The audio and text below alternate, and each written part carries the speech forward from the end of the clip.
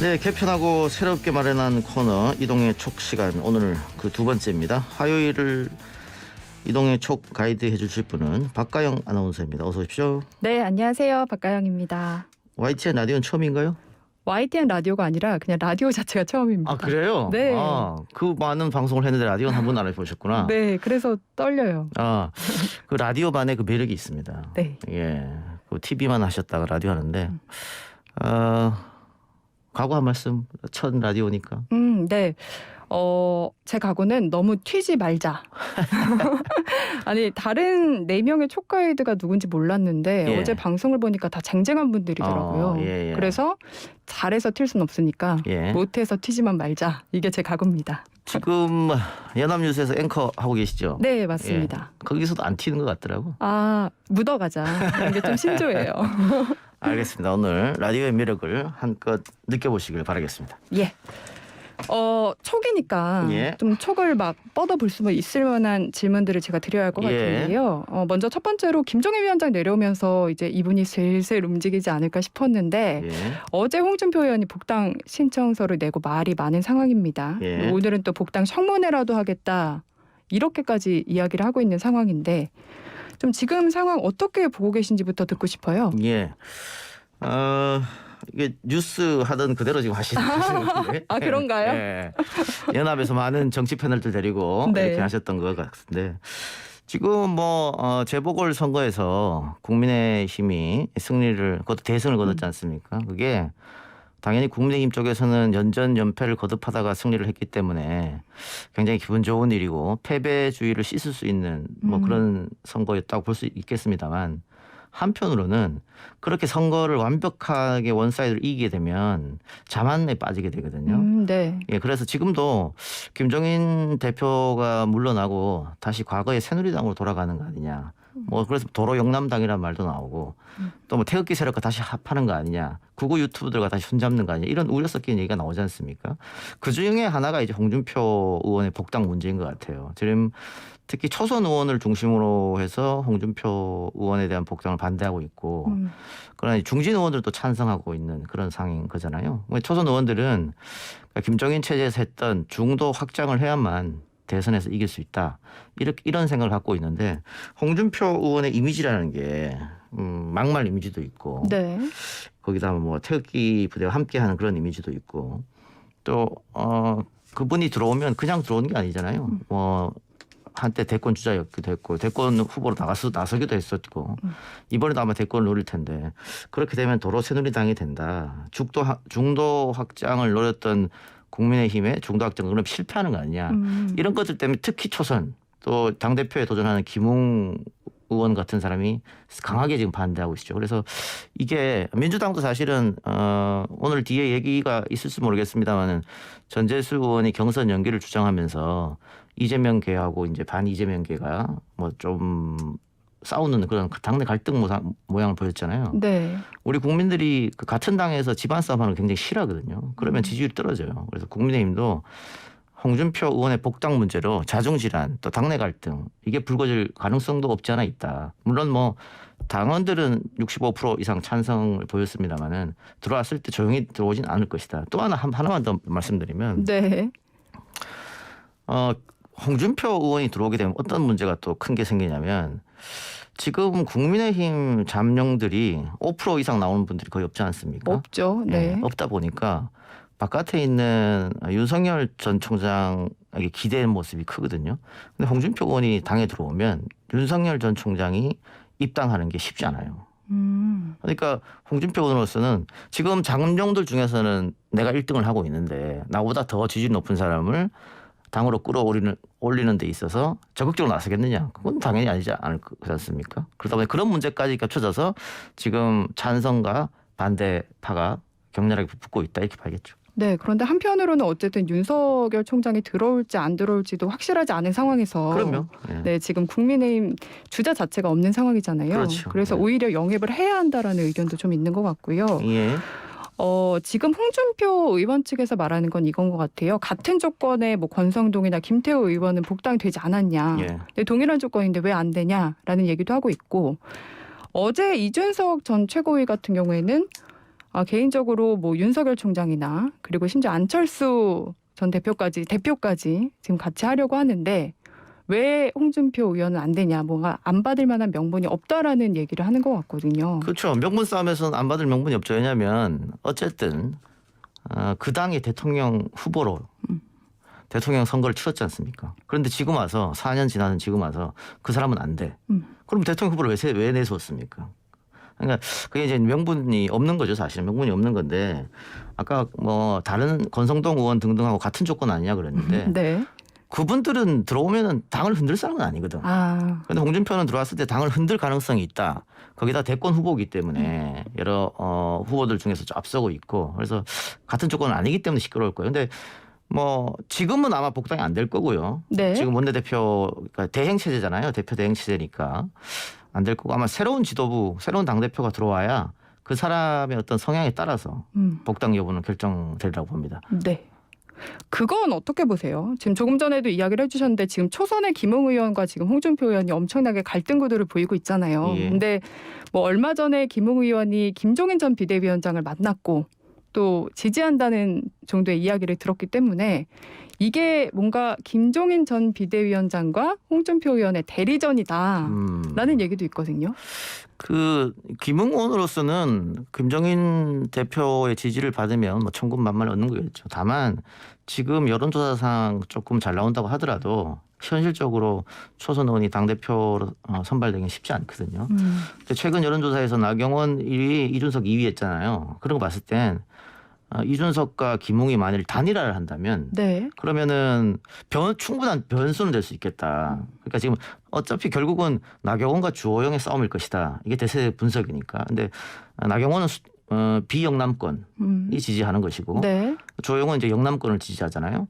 그런데 거기에서 변수가 젊은 사람들이 변수가 될 수 있겠다. 뭐 그렇게 보는 건데 민주당의 대표 경선을 보면 뭐 원내대표부터 시작해가지고 이게 다 친문이 장악하는 거 아니냐 뭐 이런 네. 얘기가 좀 있었지 않습니까? 그러다 보니까 당대표 선거에서 친문이라고 불리는 홍영표 의원이 떨어졌단 말이에요. 최대 계파를 갖고 있었음에도 불구하고 비주류가 당선된 거죠. 지금 그런 방식을 도입해 보면 국민의힘 같은 경우에서도 네. 지금 원내대표가 영남 출신인데 김기현 원내대표. 예. 네. 당대표도 만일 또 영남이다. 주호영 영남이니까 뭐 뒤에 우리가 인터뷰 예정돼 있습니다만 그런 것을 아마 당원들이나 대의원들이 생각할 수도 있겠다. 그러면 수도권 출신 나경원 의원이 유리하지 않느냐 뭐 이런 얘기도 있단 말이죠. 네, 그런 거 여러 가지 조건이 아직 변수가 있기 때문에 당대표 선거가 어떻게 될지 모르겠습니다만 지금 주호영 그 전 원내대표 같은 경우에는 자기가 대표가 되면 복당 허용하겠다고 얘기했으니까 누가 대표가 되냐에 따라서 복당 여부는 아마 결정되리라 그렇게 보여집니다. 그러나 만일 복당이 안 되더라도 계속해서 국민의힘 주자들이 대선에서 프로테이지를 여론조사에서 많이 받지 못한다면 뭐 윤석열 전 총장 일단 제외하고요. 그러면 네. 뭐 반 문재인 혹은 반 이재명 전선으로 홍준표까지 다 아우르는 그런 일이 벌일 수 있겠습니다만 지금 당장은 쉽게 복당은 안 되는 그런 상황인 겁니다. 네. 마지막으로 짧게 좀 멀리 대선 경선 과정까지 이야기를 해보자면 소설을 좀 써봐야 됩니다. 예. 윤석열 대 홍준표 구도가 될 가능성이 높다고 보십니까? 지금 윤석열 전 총장이 자명이 길어지고 있어요. 생각보다는. 그러니까 전문가들은 지난 재보궐에서 아마 등장할 것이다 이런 얘기도 있었고 재보궐 끝나자마자 등장할 것이다 이런 예측됐었는데 그게 다 빗나갔죠. 네. 아직도 지금 자명 중인데 아마 선거 결과를 제대로 예측 못했지 않느냐 이런 생각도 들고 어쨌든 이렇게 자명이 길어지면 길어질수록 그 여론조사에서 퍼센트는 조금씩 빠져요. 그러니까 본인이 결정을 이제 해야 할 시기가 왔습니다. 언제 내가 자명을 끝나느냐. 지금 보수 언론 또 김종인 전 대표 같은 경우에는 5월에 등장할 것이다 이렇게 얘기했잖아요. 그거는 예측이라기보다는 네. 본인들 희망사항이에요. 기대. 5월 달에 나와야 된다. 그런데 계속해서 자명이 길어지다가 잘못하면 안 나올 수도 있겠다. 왜냐면 안 나올 수도 있겠다. 왜냐하면 일단 그 본인의 뭐 문제보다는 자신의 장모 이 문제가 아직 검찰의 손에 있단 말이죠. 그리고 자신이 원했던 사람이 검찰총장이 안 됐기 때문에 아직 검찰 손에 있는 그 파일들이 풀렸을 때 그러면 일단은 1차 검증에 들어간단 말이에요. 검찰총장일 때는 검찰총장 검증은 청문회에서 끝이 나지만 대선 후보 검증은 차원이 다른 겁니다. 네. 모든 게 다 드러나기 때문에 내가 그렇게 해서 대통령을 해야 될까? 이런 생각까지 할 거예요 아마. 그러다 보면 5월이 아니라 6월, 7월 자꾸 가다 보면 안 될 수도 있겠다. 또 하나는 만일 복당을 하게 되지 않습니까? 네. 홍준표 의원이 복당하고서 국민의힘에서 앉아 있다. 거기다가 윤석열 전 총장이 단일화를 하거나 당에 들어온다. 그러면 홍준표 의원은 산전수전 다 겪은 사람입니다. 네. 윤석열 전 총장은 본인 입으로 얘기했어요. 나는 정무적 판단을 할 수 없다고. 해본 적이 없다고. 평생 공무원만 했지 않습니까? 중간에 잠깐 나가서 변호사 생활을 했습니다만 네. 이 노련한 홍준표 의원한테 윤석열 전 총장 이길 수가 없습니다.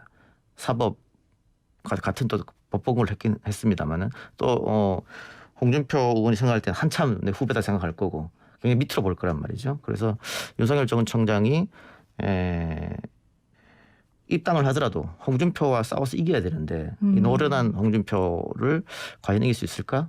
여러 가지 뭐 이런 그 재미를 보는 것도 정치를 하나 보는 재미 중에 하나겠죠. 네. 질문 짧게 해달라고 했는데 엄청 길게 대답해 주셨습니다. 여당 얘기할 시간이 없을 것 같아요. 제가 말이죠. 네. 이렇게 할 말이 많은데 사람 불러서 질문만 하다 보니까 네. 이 방송이 재미가 없었어요. 그래서 이 코너를 만든 겁니다. 제가 말 많이 하려고. 전 말 조금 하고 말 예. 많이 하시죠. 근데 오늘 첫 출연인데 지금 보이는 라디오에서 네. 너무 잘하신다고. 예. 저 사실 떨려서 예. 댓글 보면 더 떨릴까봐 예. 안 보고 있었어요. 잘하셨습니다. 예. 네. 저 여당 얘기 그럼 해봐도 될까요? 예, 그럼요. 지금 경선 연기론이 엄청 뜨거운 것 같아요. 예. 이제 지난 6일이었죠. 전재수 의원이 이제 처음 이야기를 꺼낸 후에 이제 각 의원들이 다 얘기를 꺼내고 있는데 일단은 경선을 연기를 하려면 당원 당규를 바꿔야 한다. 예. 아니다. 뭐 이렇게 약간 애매한 것 같거든요. 예. 그 당무회에서 바꾸면 된다. 뭐 이런 얘기가 있는데 당무회에서 바꾸든 뭐 당헌 당규를 전당원 투표에서 바꾸든 어쨌든 그 룰을 어기는 거잖아요. 원칙을 훼손하는 거니까 그거 중요한 건 아닌 것 같고 지금 박가영 아나운서가 이 경선 연기가 뜨겁다 그랬는데 끝났습니다 이제. 그래요? 사실상 끝입니다. 예. 연기 안 하나요? 전재수 의원도 더 이상 말하지 않겠다고 했고 네. 다른 개파에서도 아마 이 얘기를 다시 꺼내기 힘들 거예요. 그러니까 이게 이렇게 던지면 그러니까 민주당 내에서 분명히 반 이재명 프레임이 존재를 해요. 그리고 이재명을 싫어하는 사람이 많습니다. 굉장히. 특히 네. 친문을 중심으로 해서 많이 있어서 이렇게 경선 연기를 던지면 그네들이 호응할 줄 알았어요. 당원들이 호응하고 또 민주당을 지지하는 지지 세력이 호응할 줄 알았는데 지금 전재수 의원의 페이스북 댓글을 봐도 그렇고 한 400여 개 달렸던데 90%가 사실 전재수 의원 욕하는 거였거든요. 그리고 이 진보 커뮤니티 있잖아요. 네. 진보 커뮤니티를 봐도 거의가 전재수 욕입니다. 그리고 이렇게 하면 안 된다는 게 대세거든요. 그러다 보니까 착각한 거야. 결과론적으로는 실패한 거죠. 그리고 이재명 지사 입장에서는 경선 연기하면은 사실은 좋지 않겠죠. 그러나 지금 이 시점에서 이렇게 한번 이야기 나오는 게 나쁘진 않아요. 뭔가 주의를 환기시키는. 주의도 환기시키고 이재명을 싫어하는 사람들이 분명히 있다고 했지 않습니까? 그 사람들이 서서히 마음을 돌리고 있어요. 그러니까 최대 개파라고 하는 친문에서 자기들 후보가 없으면 한번 쉬는 게 맞지. 꼼수를 부려서 어떻게 해서 이재명 그것도 1위 후보를 끊어내려고 하네. 그러면 나는 이제 이재명한테 마음 줄 거야. 이런 사람도 분명히 생긴단 말이거든요. 그래서 이재명 지사 입장에서는 이런 논란이 전혀 나쁘지가 않았다. 결과론적으로. 그래서 앞으로 경선 연기 주장은 사실상은 더 이상 어렵고 받아들일 수가 없어요. 만일 전당원 투표를 한다고 하더라도 압도적 다수가 경선 연기에 아마 반대할 것입니다. 그러니까 명분이 없는 싸움이었기 때문에 정치는 결국 명분이거든요. 명분 없는 싸움을 전재수 의원 등등이 들고 나와서 이거는 관철시키기가 어렵고 그리고 제가 들은 바로는 처음에 이 주장을 강하게 얘기했던 그러니까 전재수 의원처럼 언론에 대놓고 혹은 본인의 페이스북으로 말한 사람 말고 다른 개 쪽에서 처음에 얘기했던 분도 실수였다고 인정했다고 하거든요. 김두관 의원 말씀하시는 건가요? 아닙니다. 김두관 의원 말고 다른 분 계세요. 누군지 제가 말씀드리지 좀 못하고 그래서 지금 아마 저는 그래서 당 대표 이 경선 그러니까 대통령 후보 경선 이야기는 더 이상 나오기는 좀 어렵지 않나. 게다가 이게 그 언론에서 참 쓰기 좋잖아요. 네, 맞아요. 친문과 친이가 싸운다 이렇게. 그래서 친문에서 경선 연기하자고 하니까 친이계에서 뭐 적극 반발 뭐 이렇게. 친문 대 친이 뭐 당 쪼개지나 뭐 이렇게. 사실 친문 친이도 아니고 친이 반이 뭐 이런 뭐 식으로 그렇게 많이 되시는데, 얘기하더라고요. 예. 네. 어쨌든 그 언론에서 쓰기 좋으니까 그렇게 하면 당의 분열로 내비치는 거고 그게 당의 미래로는 좋지 않거든요. 그러니까 처음에 주장했던 전재수 의원만 지금 화살을 잔뜩 맞은 그런 상황인 것이죠.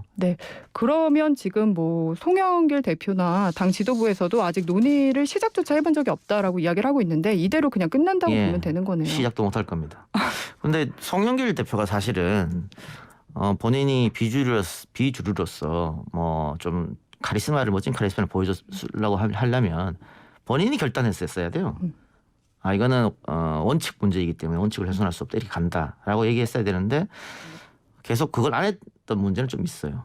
그러니까 사실 경선 연기는 이재명 1등을 달리고 있는 이재명 지사 쪽에서 경선 연기 절대 안 된다라고 하면 현실적으로 불가능하지 않습니까? 어떻게 네. 됩니까? 그게 시끄럽게 끝나는 거죠. 그래서 당 대표가 아마 더 시끄러졌다면은 저는 송영길 대표가 본인이 아마 결자해지 차원에서 나서지 않았을까 싶었는데 지금은 좀 많이 들어간 상태예요. 그러니까 저희가 우리 라디오에서 지난주 금요일 날 이거 가지고 토론을 했었는데 이 주제를 가지고 그때하고 지금 며칠 지났지 않습니까? 4일 지났는데 그때하고는 상황이 완전히 달라졌다.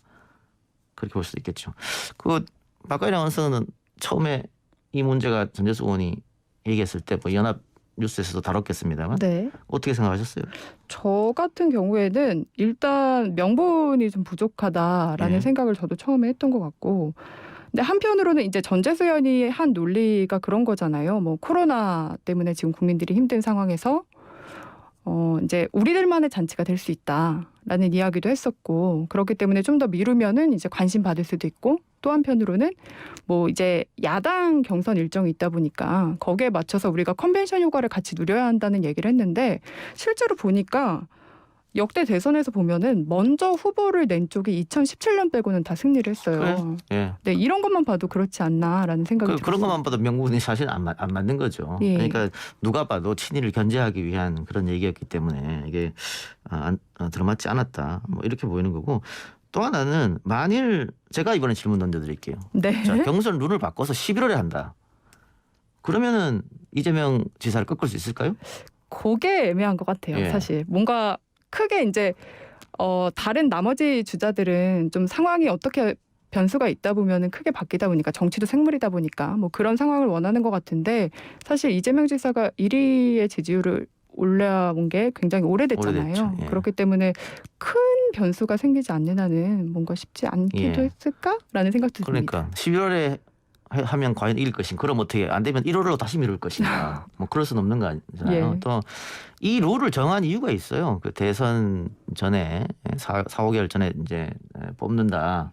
이 룰을 왜 정했냐면 2012년 대선 때 그 보수와 진보가 정말 대회전을 벌였거든요. 한판 네. 큰 싸움이죠. 진보가 다 뭉치고 보수가 다 뭉치고. 근데 졌었는데 진 이유를 복귀하니까 당시 박근혜 후보는 일찍 대통령 후보로 뽑혀가지고 전국을 돌아다니면서 선거운동하면서 자신의 지지세를 확보했는데 문재인 후보는 안철수 후보하고 단일화한다고 계속해서 시간을 끌었단 말이에요. 네. 그래서 굉장히 늦게 후보가 됐어요. 그래서 패배 요인 중에 하나가 그거기 때문에 이해찬 당대표 시절에 이걸 당헌 당규로 우리 못을 박자. 이랬단 말이죠.